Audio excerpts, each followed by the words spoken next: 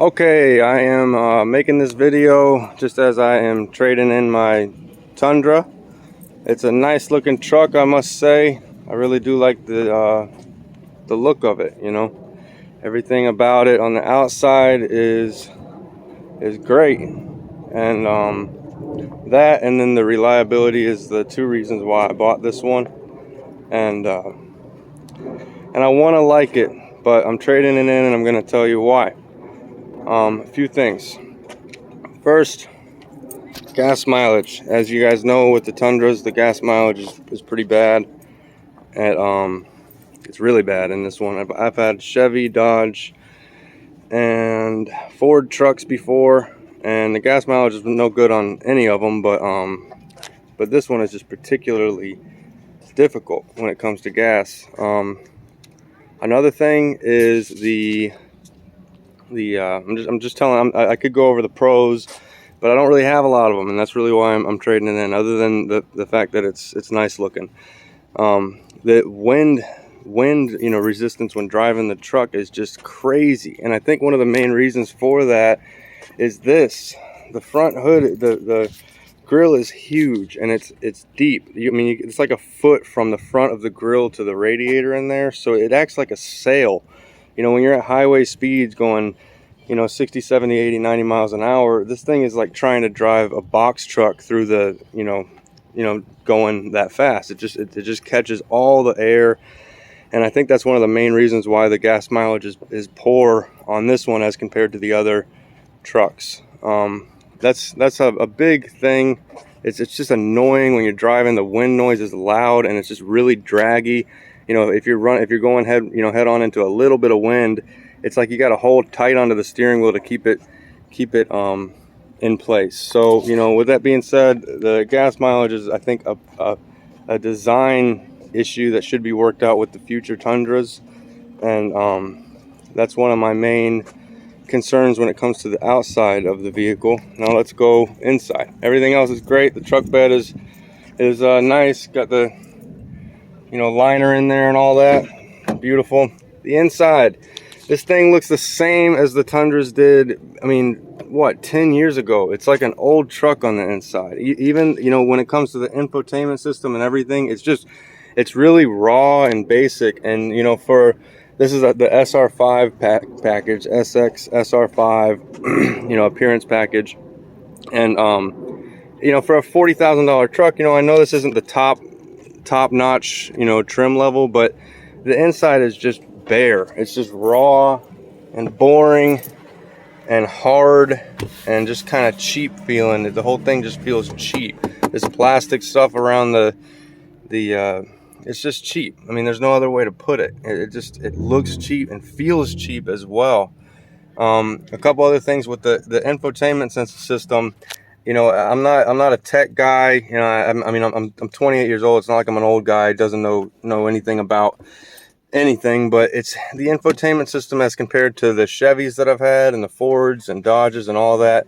It's just really basic still. It seems like the infotainment is back in time with the look and feel of the interior of this thing. The seats, not that comfortable as compared to some of the other ones. My Ram, the Ford trucks that I had kind of sucked. I can't speak anything good about Ford, but the Ram and Chevy and everything, they were comfortable. It was just comfortable. I don't know if there was more cushion to the seats or what, but it's just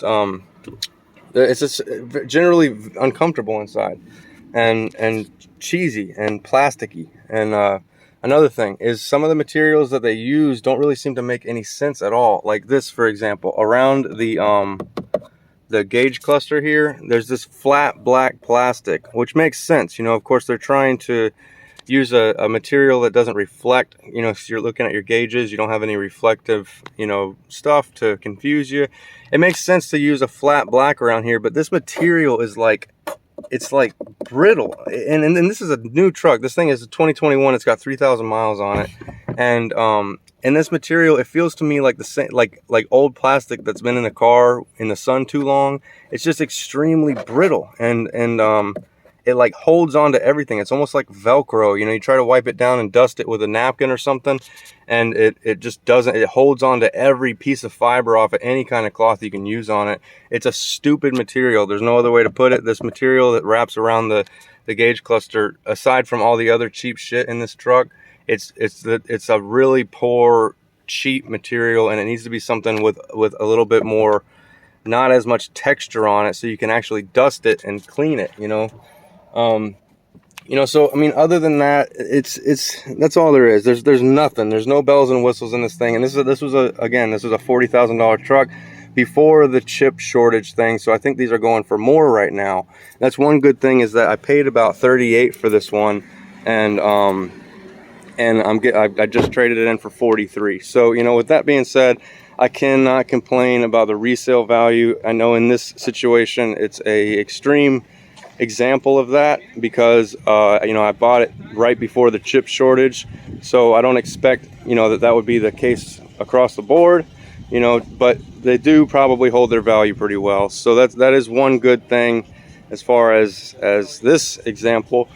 But you know, it's just when you're spending that much on a vehicle, there's some you know, just certain little cheap things that they could do to make it a lot more accommodating, and they didn't do that. So, you know, this truck, it would be beautiful for a work truck, but for 40,000 bucks and growing, you know, with the prices going up now, to spend that much on a work truck, it's just hard to do, you know, and be able to really get work done without worrying about scratching something or whatever. So for a work truck, you know, a reliable work truck with decent resale value, I'd say go ahead.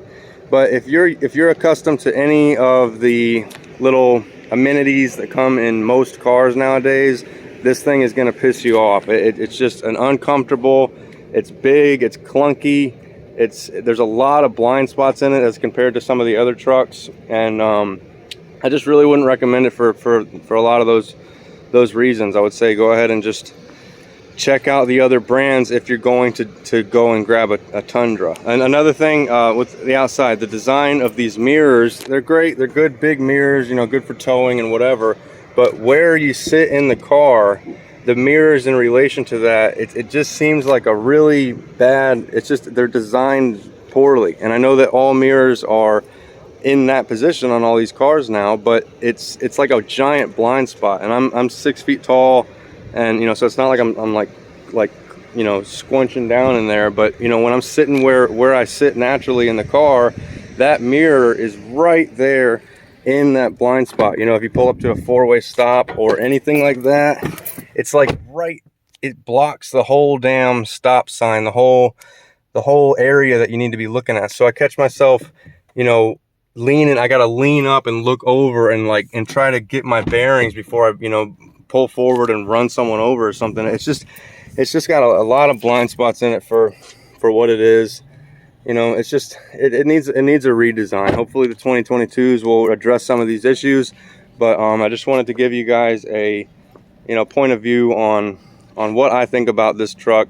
If it was a work truck and nothing more, I would say, yeah, go ahead, good resale value and blah blah blah. But if you're looking for a family truck or something that you want to be a little bit more comfortable in, then I would highly recommend going and looking at something else, whether it be Dodge or Chevy or even the Fords. You know, they got all that bells and whistles and shit in there. So that's about it. So that's a Toyota Tundra. That's my little review of it. A whole lot of negative points, I know, and not a whole lot of good ones, but that's what I've got. That's why I'm trading it in, and hopefully this helps you make your decision. Thank you. Bye.